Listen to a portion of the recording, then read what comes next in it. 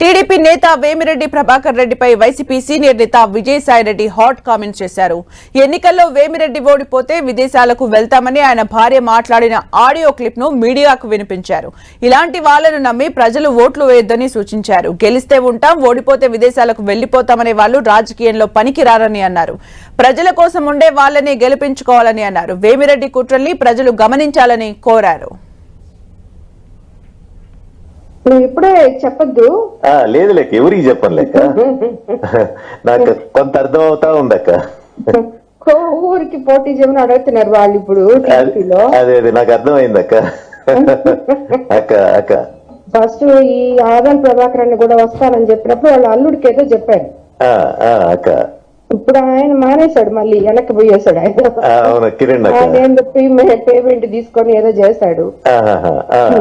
మనమైతే ఇంకా వాళ్ళు వెనకబడే ఉన్నారు, మమ్మల్ని వదలటం లేదు ఎవరు. ఫస్ట్ నుంచి నాకు ఈ పార్టీ ఇష్టము, దానివల్లే. కానీ మరీ వాళ్ళు ఈ మాదిరి చేసేటప్పుడు అన్నని కన్విన్స్ చేయలేకుండా అన్న ఒకటే మాట్లాడుతున్నారు. అంటే నాకు ఇంకా అవమానం జరిగినా మళ్ళీ నువ్వు దాంట్లోనే ఉండమంటావా?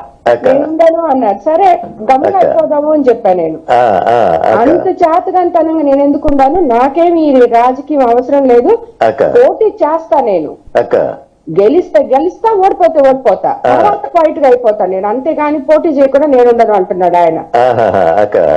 కోవూరే తీసుకోండి అని చెప్తున్నారు. అదే కావలొచ్చి కావ్య కృష్ణారెడ్డిని కూడా అక్కడ లోకల్ గా వ్యతిరేకించారు ఈ మధ్య అందరూ కలిసి. అందరూ వ్యతిరేకించారు, కానీ వీడి మీద ఇంకా వ్యతిరేకుతుంది కదా.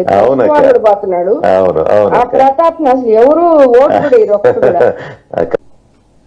తెలుగుదేశం పార్టీలో చేరిన తర్వాత ప్రశాంతి రెడ్డి గారు కానీ ఆమె భర్త వేమిరెడ్డి ప్రభాకర్ రెడ్డి గారు కానీ విజయం సాధించలేనట్లయితే మా యొక్క వ్యాపారాలు చూసుకుంటాం, మేము రాజకీయాల్లో ఉండం, ప్రజా జీవితంలో ఉండం, మేము క్వైట్ అయిపోతాము.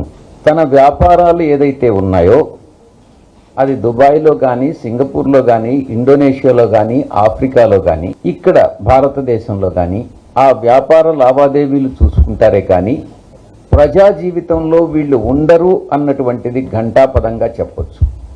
వాళ్ళ మనోభావాల్ని వాళ్ళు వ్యక్తం చేయడం జరిగింది. నెల్లూరు ప్రజలే